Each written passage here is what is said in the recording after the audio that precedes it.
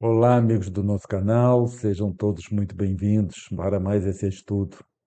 Nós optamos por preparar esse vídeo porque acreditamos que no estudo de quarta-feira, do dia 19,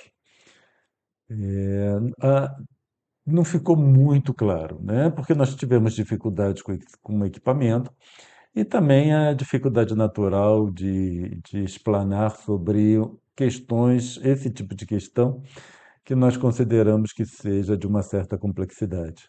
Porque, como nós falamos na quarta-feira, esse capítulo, na minha opinião, pelo menos, é um dos capítulos mais difíceis, tanto de se entender, como também de se abordar para uma explicação. E aí, então, antes de darmos prosseguimento, na quarta-feira que vem, nós resolvemos preparar esse vídeo para dirimir qualquer dúvida que possa ter ficado com relação ao estudo de quarta-feira. Então, o que nós temos, que vamos abordar é o capítulo 3, Há Muitas Moradas, certo? Utilizando o chat GPT. Esse capítulo se inicia com a colocação de Jesus: Não se turbe o vosso coração, crede em Deus, crede também em mim. Há muitas moradas na casa de meu Pai. Então, o princípio, né, desse capítulo é essa questão de haver muitas moradas na casa do Pai. Kardec ele faz duas análises, né, ou melhor, na sua análise sobre essa questão, ele faz duas abordagens. Uma abordagem são as diferentes moradas, como sendo os mundos que circulam no espaço, certo? E também pode se referir, Jesus pode ter se referido ao estado venturoso ou desgraçado do espírito na erraticidade.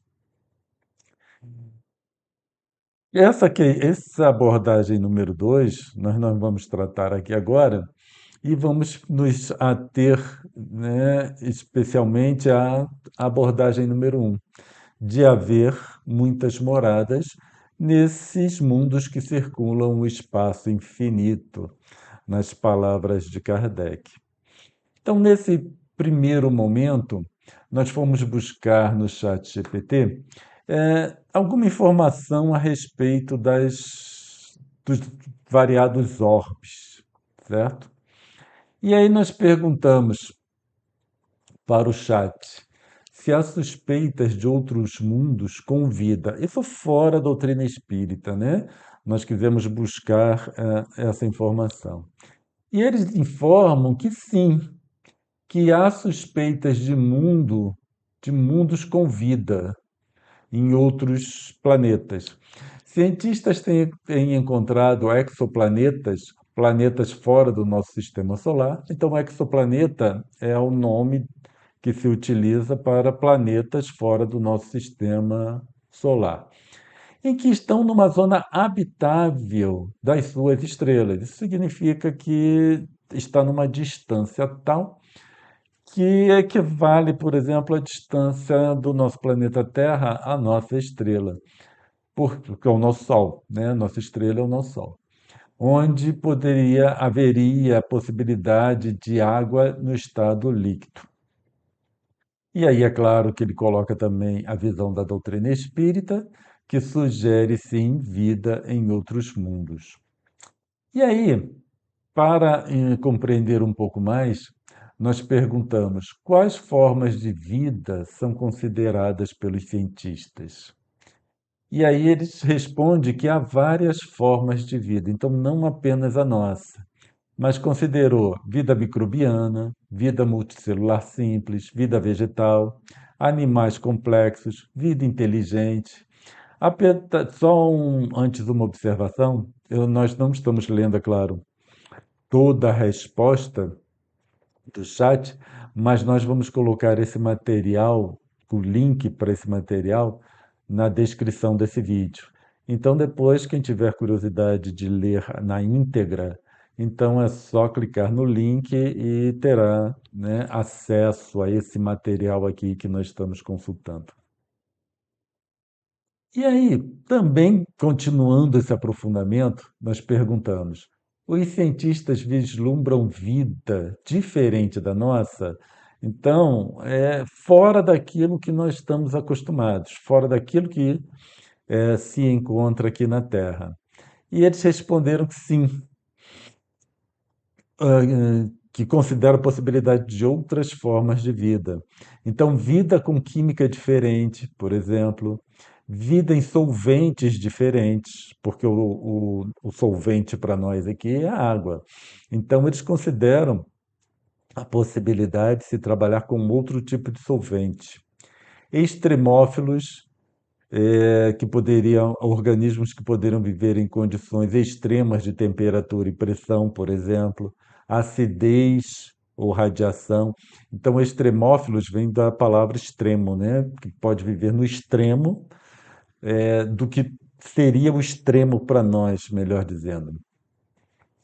E também vida baseada em bioquímica alternativa. Então, uma bioquímica bem diferente da nossa. Então, esse seria os nossos questionamentos com relação a esse tema, mas fora questões relacionadas com a doutrina espírita, de espiritualidade, de vida em outros planetas, nesse sentido. E aí nós começamos a perguntar, a questionar, se nós encontramos, né, alguma referência que não seja nos textos bíblicos sobre esse ensino de Jesus, de muitas moradas, certo? Para vermos essa componente histórica e a componente teológica, fazemos uma análise nesse sentido. E aí é interessante que eles falam que sim, que há várias fontes não bíblicas que abordam a ideia de muitas moradas ou mundos habitados. Não é a doutrina espírita, mas a doutrina espírita é a mesma base de Jesus e, né, e também, claro, traz muita informação fora essa colocação de Jesus. Mas nós temos na filosofia antiga, por exemplo, né, menção a outros mundos habitados, a astronomia moderna, esse é um ponto interessante, né? Como cientistas como Carl Sagan e Stephen Hawking, que são dois cientistas renomados, então que já, né, eles vislumbram a possibilidade, ou vislumbravam, né, porque os dois já estão desencarnados, já vislumbrava a possibilidade de vida em outros planetas, sim. E o último aí já não teria interesse para nós, porque seria literatura de ficção científica. Agora, a questão que nós queremos saber é se a nossa condição, né, um mundo de expiações e provas, se ele seria adequado, seria um processo normal para todos os espíritos. Então, será que todos os espíritos passariam por um mundo de expiações e provas? Porque estou fazendo uma observação aqui, porque o que nós temos no entendimento comum da progressão dos mundos seriam os mundos primitivos, que vamos representar aqui com a letra P, os mundos de expiações e provas, nós temos o mundo de regeneração, temos os mundos felizes e os mundos celestes, tá? Então, primitivo, expiação e provas, regeneração, mundos felizes e mundos celestes. Então, a princípio, o entendimento comum é que esse é a progressão natural do espírito passando por esses vários mundos. Então, se inicia no primitivo, vai para expiações e provas, regeneração, feliz e, por fim, o mundo celeste. A questão que nós colocamos, que nós estamos tentando buscar, e é essa, no final, a dificuldade que nós encontramos nesse capítulo 3 de Há Muitas Moradas, é a seguinte: se o mundo de expiações e provas ele é natural para todos os espíritos, então significa que todos os espíritos erram intencionalmente, porque o mal está relacionado com o erro intencional, o erro persistente, certo? Se o mundo de expiações e provas é normal para todos os espíritos, isso significaria que todos os espíritos passam pela fieira do mal. Mas se nos desígnios de Deus constaria, né, constasse que todos os espíritos passam pela fieira do mal, isso significa que todos os espíritos passariam por expiação, então o conceito de Deus Pai estaria em conflito, porque a pergunta é por que que Deus, em suas leis, em sua obra da criação, estabeleceu que todos os espíritos passariam pela fieira do mal? Onde estaria, então, o livre-arbítrio nesse sentido? Será que o livre-arbítrio seria só o mal que eu faço? Qual é o mal que eu farei? Né? Então eu opto pelo meu livre-arbítrio, eu optaria por fazer esse tipo de mal, o outro espírito optaria por fazer o outro tipo de mal. Então, aí surge essa dificuldade. E aí o que nós fizemos então?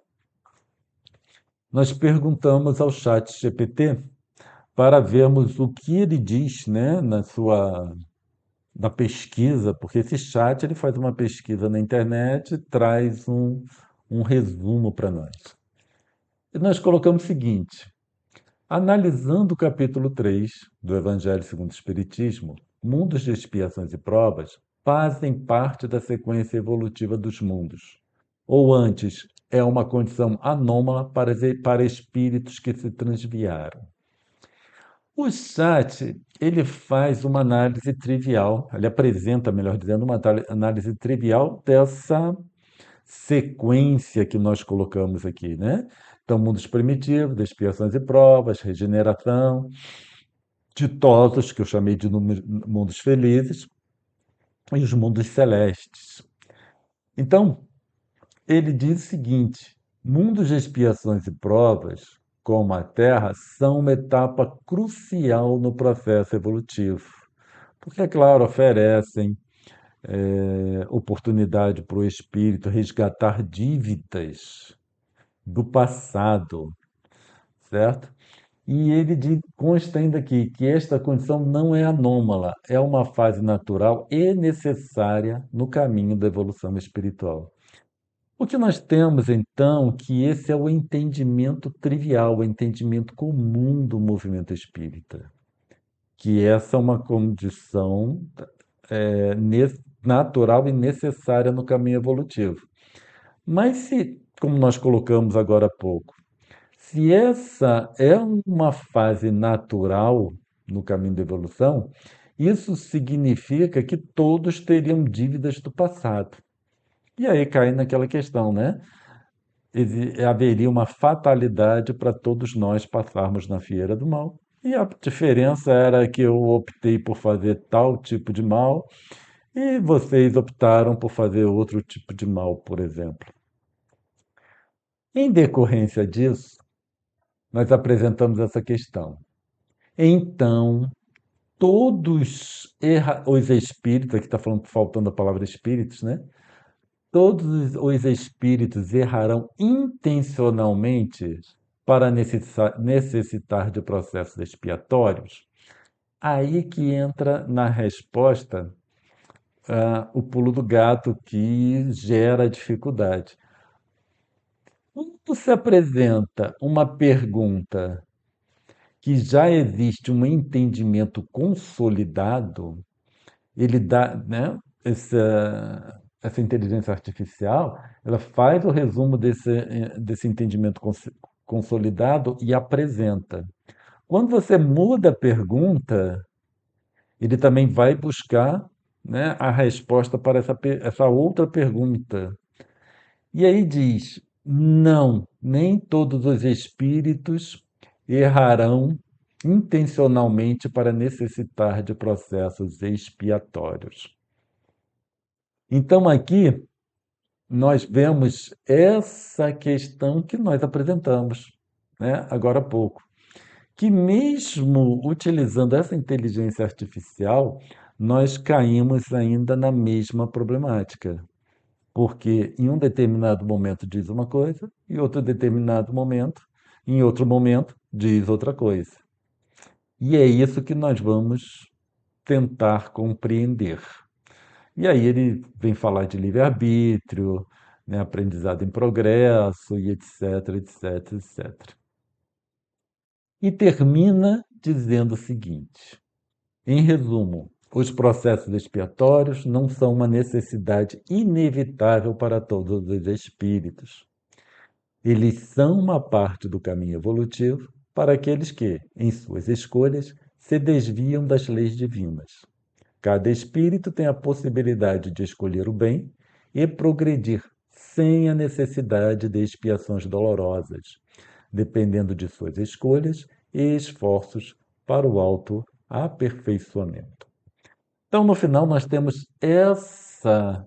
E quando nós pensamos, essa colocação aqui faz muito mais sentido do que esta aqui, em que o mundo de expiações e provas não é uma condição anômala, certo? Mas antes uma etapa necessária para o aprimoramento dos espíritos.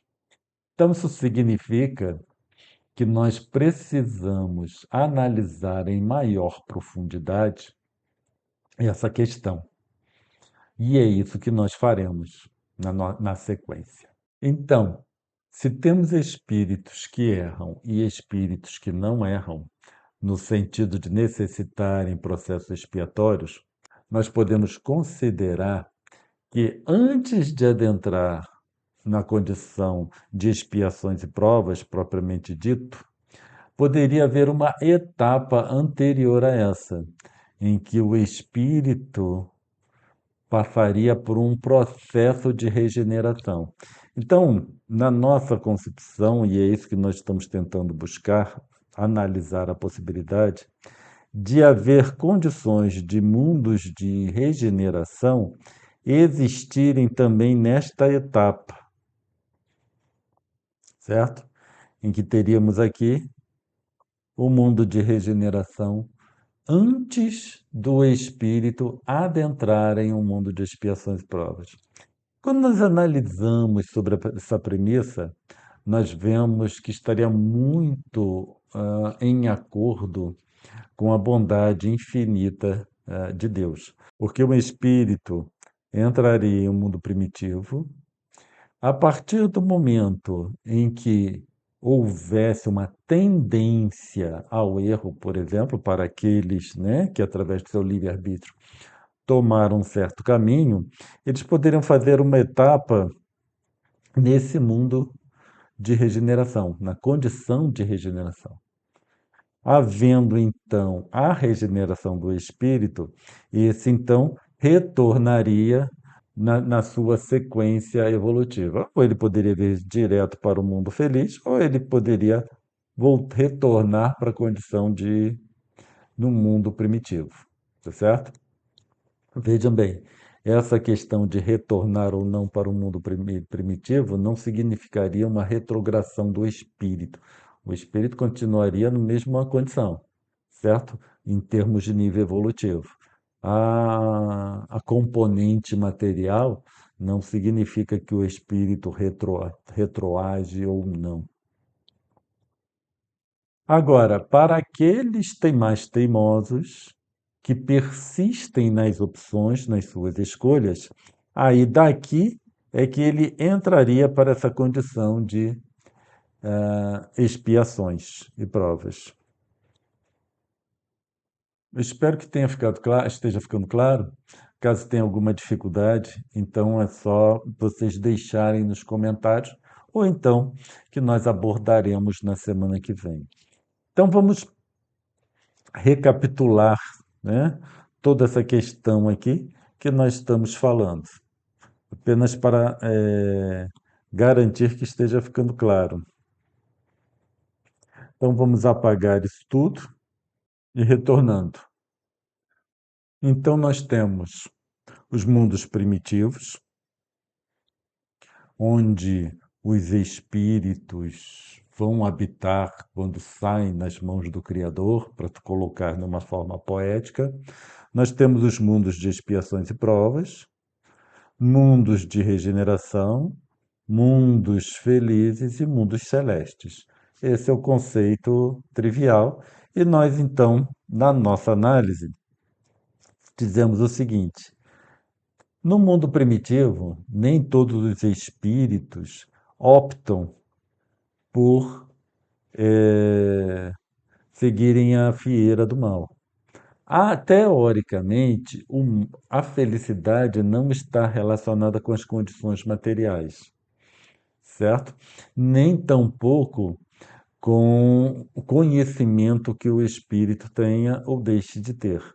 A felicidade está relacionada à compatibilidade do comportamento do espírito com os desígnios de Deus ou com a finalidade da criação. Isso é que é o estado de felicidade. Então, quando nós pensamos sobre essa premissa, o espírito pode sair da condição de mundo primitivo para um estado de felicidade, onde ele já adquiriu a noção do que é trabalhar eh, em comunhão com a finalidade da criação, certo? Isso seria o estado de felicidade. Agora, se nesse mundo feliz é altamente evoluído ou não, no nosso entendimento, isso é outra questão. A felicidade não está necessariamente relacionada com bens materiais ou conhecimento em si, mas, repetindo, apenas no espírito manter um comportamento alinhado com a finalidade da criação, tá? Isso seria uma premissa muito mais compatível com o conceito de Deus como sendo Pai, por exemplo. Agora, a partir do momento que esse espírito, nessa condição aqui de, de estado primitivo, que começa a ter um comportamento não alinhado com essa finalidade da criação, quando concebemos a ideia de um Deus como sendo Pai, esse espírito, então, ele poderia adentrar em um mundo de regeneração. O que é um mundo de regeneração? É todo e qualquer mundo que trabalha pela regeneração do espírito, antes de adentrar em um estado de expiação. Então, esse espírito viria para essa condição de regeneração. A partir do momento que o espírito conseguiu, né, se regenerar, dependendo do estágio que ele, né, se encontre, ele poderia retornar para esse mundo aqui para terminar o seu processo evolutivo, ou poderia então seguir para o mundo feliz, certo? Vamos supor então que esse espírito que se encontra no mundo de regeneração, aqui nesse estágio, ele não tenha conseguido manter um comportamento, né, alinhado com a finalidade da criação, então ele não foi para o mundo feliz e nem teve condições de retornar para o estágio de aprendizado em que ele se encontrava em um mundo primitivo. Então, o que caberia a esse espírito adentrar em um mundo de expiações e provas, certo? Onde aqui nesse estado, nesse estágio, ele entrará em contato com os processos expiatórios, tá certo? Esses processos expiatórios, é claro que nós já conhecemos bem. Então, a partir desse estágio, né, a partir do momento que o espírito termina seu estágio em um mundo de expiações e provas, aí então ele adentraria em um mundo de regeneração, mas nessa condição aqui, certo? Onde ele, a partir do momento que ele consegue acompanhar o processo evolutivo, ele então poderia seguir para o mundo feliz. Agora, caso isso aqui não seja possível, então ele retornaria para o mundo de expiações e provas, certo? Então, o conceito, a ideia que estamos apresentando aqui é que um mundo de regeneração, ele não está forçosamente em uma posição na sequência evolutiva do espírito, mas regeneração, o sentido é de regenerar espíritos. E a regeneração, ela pode ocorrer em qualquer nível, certo? Para regenerar um espírito que se encontra transviado.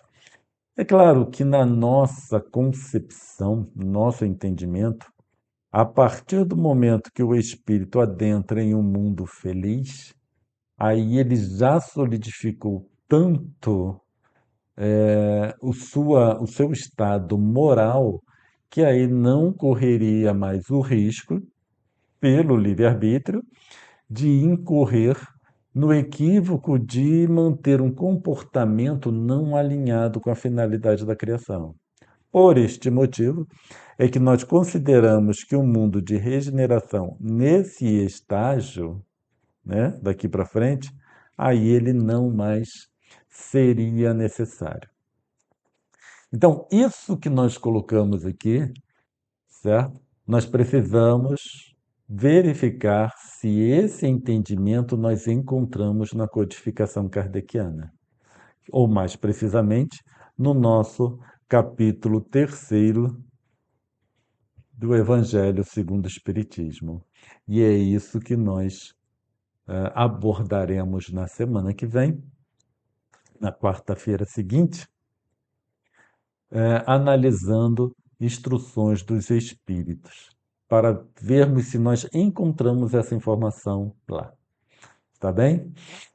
Eu espero que agora tenha ficado mais claro o que nós quisemos apresentar e será mais fácil, então, para acompanharmos o estudo da quarta-feira que vem.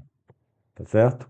A quarta-feira que vem, só para aqueles que vão assistir depois esse vídeo aqui, a quarta-feira que vem seria dia 26 de junho de 2024. Então, desejamos muita paz para todos e nos encontramos então na quarta-feira, já falei, já esqueci, dia 26. Até a próxima, então.